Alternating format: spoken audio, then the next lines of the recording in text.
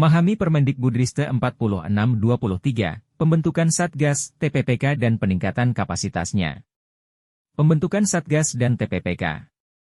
Aturan dalam membentuk TPPK ini diatur dalam Bab 6, Pasal 24 SD 29. Hal yang perlu menjadi catatan adalah kekhususan pembentukan pada jenjang PAUD, boleh gabungan dari beberapa satuan pendidikan.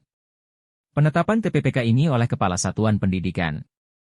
Keanggotaannya minimal 3 orang yang berasal dari pendidik dan perwakilan orang tua, wali murid, boleh dari komite sekolah, dan jika diperlukan ada perwakilan tenaga administrasi dari Tendik. Bila tidak ada perwakilan dari komite sekolah, boleh digantikan dari unsur pendidik.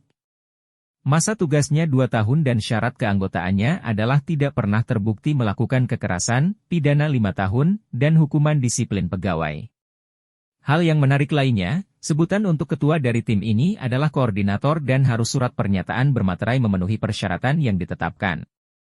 Begitu juga berhentinya keanggotaan TPPK sudah diatur dalam Pasal 28 dan evaluasi kinerja per tahun, Pasal 29. Untuk pembentukan Satuan Tugas Pencegahan dan Penanganan Kekerasan diatur dalam Pasal 30 SD. 35 polanya hampir sama sebenarnya dengan TPPK, tapi wewenang koordinasi, pembinaan, pengawasan dan pemantauan yang lebih besar di Satgas ini. Satgas sendiri di bawah tanggung jawab dan ditetapkan oleh kepala daerah. Satgas juga diminta melakukan fasilitasi dengan pihak-pihak yang dibutuhkan dan memastikan terpenuhinya hak dan layanan pendidikan bagi peserta didik yang terlibat kekerasan dan berhadapan dengan masalah hukum. Satgas juga wajib melakukan pemantauan dan evaluasi per tahun sekaligus melaporkannya. Untuk anggotaannya, terdiri dari unsur Dinas Pendidikan, dinas yang berfungsi melindungi anak, dinas fungsi bidang sosial, dan organisasi atau profesi terkait. Persyaratan keanggotaan sama dengan TPPK, hanya saja masa keanggotaannya 4 tahun. Dan wajib dievaluasi kinerjanya per tahun. Tidak hanya penyebab berhentinya dari keanggotaan Satgas atau TPPK, kapasitas ini juga mengatur sanksi. Pasal 37 selain pembentukan dan Satgas dan TPPK, bagi hal penting yang lainnya adalah peningkatan dan kapasitas dari anggotanya. Pasal 39 SD 60, yaitu tata cara penanganan kekerasan. Terbagi menjadi 5, yaitu penerimaan pelaporan, pemeriksaan, penyusunan rekomendasi dan kesimpulan, tindak lanjut hasil pemeriksaan, dan pemulihan. Dalam pelaporan, harus dipahami bahwa pelaporan bisa dilakukan secara langsung maupun tidak langsung dengan berbagai moda baik luring maupun daring. Hal yang penting adalah diperlukannya bukti awal dan melindungi korban sekaligus memberikan penanganan awal dan kerahasiaan identitas. Untuk pemeriksaan ada batasan waktu 30 hari kerja, bila lewat maka perlu dibuatkan pernyataan secara formal memang tidak bisa dilanjutkan. Pemeriksaan sebagai upaya mencari bukti lanjutan dan keterangan, peserta didik atau penyandang disabilitas harus didampingi orang tua, wali murid ketika diperiksa. Untuk penyusunan kesimpulan dan rekomendasi harus ada kejelasan terbukti atau tidak terbukti. Bila terbukti ada hukuman yang diberikan. Bila tidak terbukti maka ada proses pemulihan nama baik. Setscan untuk pemulihan terhadap korban, saksi dan pelaku peserta didik bisa dilakukan sejak dini. Secara jenjang, bila terjadi pembiaran kekerasan yang terjadi pada satuan pendidikan maka bisa diambil alih oleh Satgas. Begitu juga bila Satgas lalai maka bisa diambil alih oleh kementerian. Satgas TPPK juga harus bisa melakukan pendampingan terhadap korban, saksi, dan terlapor pelaku yang masih peserta didik atau pendidik dan tenaga pendidik serta memastikan didampingi oleh orang tua wali murid bagi peserta didik. Selain itu, terdapat sanksi yang diberikan oleh Satgas TPPK, bila korban merasa keberatan bisa mengajukan keberatan dalam waktu 10 hari, kemudian dilanjutkan sesuai dengan aturan yang berlaku. 6. Bentuk kekerasan yang didefinisikan dalam Permendikbudristek Nomor 46 Tahun 2023 tentang pencegahan dan penanganan kekerasan di lingkungan satuan pendidikan. Kekerasan fisik dilakukan oleh pelaku kepada korban dengan kontak fisik oleh pelaku kepada korban dengan atau tanpa menggunakan alat bantu. Kekerasan fisik yang dimaksud dapat berupa 1. Tawuran atau perkelahian massal, 2. Penganiayaan, 3. Perkelahian, 4. Eksploitasi ekonomi melalui kerja paksa untuk memberikan keuntungan ekonomi bagi pelaku, 5. Pembunuhan, dan atau perbuatan lain yang dinyatakan sebagai kekerasan fisik dalam ketentuan peraturan perundang-undangan.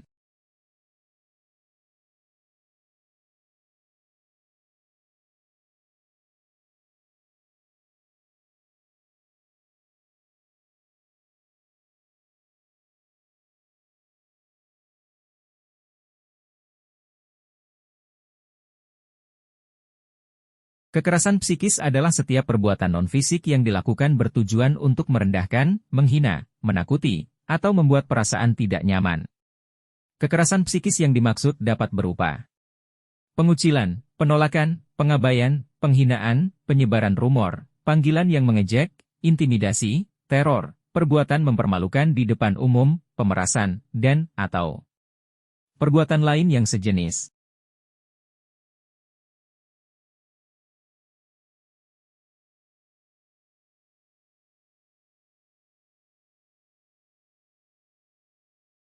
Perundungan merupakan kekerasan fisik dan atau kekerasan psikis sebagaimana dijelaskan sebelumnya, yang dilakukan secara berulang karena ketimpangan relasi kuasa. Perundungan yang dimaksud dapat berupa penganiayaan, pengucilan, penolakan, pengabaian, penghinaan, penyebaran rumor, panggilan yang mengejek, intimidasi, teror, perbuatan mempermalukan di depan umum, pemerasan, dan atau perbuatan lain yang sejenis. Kekerasan seksual merupakan setiap perbuatan merendahkan, menghina, melecehkan, dan atau menyerang tubuh, dan atau fungsi reproduksi seseorang, karena ketimpangan relasi kuasa dan atau gender, yang berakibat atau dapat berakibat penderitaan psikis dan atau fisik termasuk yang mengganggu kesehatan reproduksi seseorang dan hilang kesempatan melaksanakan pendidikan dan atau pekerjaan dengan aman dan optimal. Kekerasan seksual yang dimaksud dapat berupa penyampaian ujaran yang mendiskriminasi atau melecehkan tampilan fisik, kondisi tubuh, dan atau identitas gender korban. Perbuatan memperlihatkan alat kelamin dengan sengaja, penyampaian ucapan yang memuat rayuan, lelucon, dan atau siulan yang bernuansa seksual pada korban. Perbuatan menatap korban dengan nuansa seksual dan atau membuat korban merasa tidak nyaman. Pengiriman pesan, lelucon, gambar, foto, audio, dan atau video bernuansa seksual kepada korban. Perbuatan mengambil, merekam, dan atau mengedarkan foto dan atau rekaman audio dan atau visual korban yang bernuansa seksual. Perbuatan mengunggah foto tubuh dan atau informasi pribadi korban yang bernuansa seksual. Penyebaran informasi terkait tubuh dan atau pribadi korban yang bernuansa seksual. Perbuatan mengintip atau dengan sengaja melihat korban yang sedang melakukan kegiatan secara pribadi dan atau pada ruang yang bersifat pribadi. Perbuatan membujuk, menjanjikan, atau menawarkan sesuatu korban untuk melakukan transaksi atau kegiatan seksual. Pemberian hukuman atau sanksi yang bernuansa seksual. Perbuatan menyentuh, mengusap, meraba, memegang, memeluk, mencium, dan atau menggosokkan bagian tubuhnya. Pada tubuh korban, perbuatan membuka pakaian korban. Pemaksaan terhadap korban untuk melakukan transaksi atau kegiatan seksual, praktik budaya komunitas peserta didik, pendidik, dan tenaga kependidikan yang bernuansa kekerasan seksual, percobaan perkosaan walaupun penetrasi tidak terjadi, perkosaan termasuk penetrasi dengan benda atau bagian tubuh selain alat kelamin, pemaksaan atau perbuatan memperdayai korban untuk melakukan aborsi, pemaksaan atau perbuatan memperdayai korban untuk hamil, pembiaran terjadinya kekerasan seksual dengan sengaja. Pemaksaan sterilisasi, penyiksaan seksual, eksploitasi seksual. Perbudakan seksual, tindak pidana perdagangan orang yang ditujukan untuk eksploitasi seksual, dan atau perbuatan lain yang dinyatakan sebagai kekerasan seksual dalam ketentuan peraturan perundang-undangan. Untuk kekerasan seksual, jika korban adalah anak atau kelompok disabilitas, tindakan tersebut tetap termasuk kekerasan seksual dengan ada atau tidak adanya persetujuan korban. Jika korban adalah pendidik, tenaga kependidikan, atau orang dewasa lainnya, tindakan nomor 2, 5, 6, 7, 8, 10, 12, dan 13 termasuk kekerasan seksual jika dilakukan tanpa persetujuan korban. Jika korban adalah pendidik, tenaga kependidikan, atau orang dewasa lainnya yang dalam kondisi mengalami situasi di mana pelaku mengancam, memaksa, dan atau menyalahgunakan kedudukannya, mengalami kondisi di bawah pengaruh obat-obatan, alkohol, dan atau narkoba, mengalami sakit, tidak sadar, tidak berdaya, atau tertidur, memiliki kondisi fisik dan atau psikologis yang rentan, mengalami kelumpuhan atau hambatan motorik sementara, tonic immobility, dan atau mengalami kondisi terguncang. Tindakan tersebut tetap termasuk kekerasan seksual dengan ada atau tidak adanya persetujuan korban. Diskriminasi dan intoleransi yaitu setiap perbuatan kekerasan dalam bentuk pembedaan, pengecualian, pembatasan, atau pemilihan berdasarkan suku, etnis, agama, kepercayaan, ras, warna kulit, usia, status sosial ekonomi, kebangsaan, jenis kelamin, dan atau kemampuan intelektual, mental, sensorik, serta fisik. Diskriminasi dan intoleransi yang dimaksud dapat berupa larangan untuk menggunakan seragam pakaian kerja bagi peserta didik, pendidik dan tenaga kependidikan yang sesuai dengan ketentuan peraturan perundang-undangan mengenai pengaturan seragam sekolah maupun seragam pendidik dan tenaga kependidikan. Larangan untuk mengikuti mata pelajaran agama, kepercayaan yang diajar oleh pendidik sesuai dengan agama atau kepercayaan peserta didik yang diakui oleh pemerintah, larangan untuk mengamalkan ajaran agama atau kepercayaan yang sesuai keyakinan agama atau kepercayaan yang dianut oleh peserta didik, pendidik, atau tenaga kependidikan, pemaksaan untuk menggunakan seragam pakaian kerja bagi peserta didik, pendidik, dan tenaga kependidikan yang tidak sesuai dengan ketentuan peraturan perundang-undangan mengenai peraturan seragam sekolah. Pemaksaan untuk mengikuti mata pelajaran agama atau kepercayaan yang diajar oleh pendidik yang tidak sesuai dengan agama atau kepercayaan peserta didik yang diakui oleh pemerintah.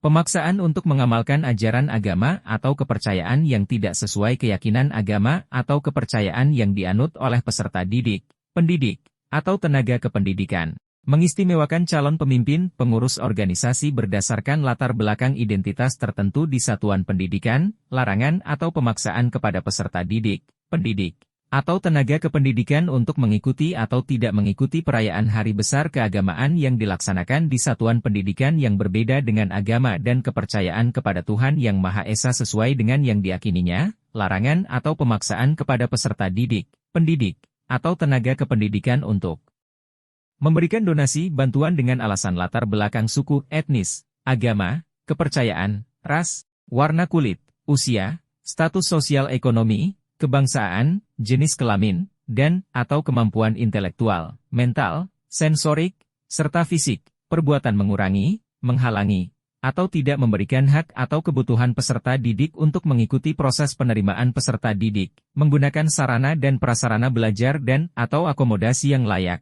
menerima bantuan pendidikan atau beasiswa yang menjadi hak peserta didik, memiliki kesempatan dalam mengikuti kompetisi, memiliki kesempatan untuk mengikuti pelatihan atau melanjutkan pendidikan pada jenjang berikutnya, memperoleh hasil penilaian pembelajaran, naik kelas, lulus dari satuan pendidikan, mengikuti bimbingan dan konsultasi, memperoleh dokumen pendidikan yang menjadi hak peserta didik, memperoleh bentuk layanan pendidikan lainnya yang menjadi hak peserta didik, menunjukkan, menampilkan ekspresi terhadap seni dan budaya yang diminati, dan atau mengembangkan bakat dan minat peserta didik sesuai dengan sumber daya atau kemampuan yang dimiliki oleh satuan pendidikan, perbuatan mengurangi, menghalangi, atau membedakan hak dan atau kewajiban pendidik atau tenaga kependidikan sesuai ketentuan peraturan perundang-undangan, dan perbuatan diskriminasi dan intoleransi lainnya sesuai dengan ketentuan peraturan perundang-undangan.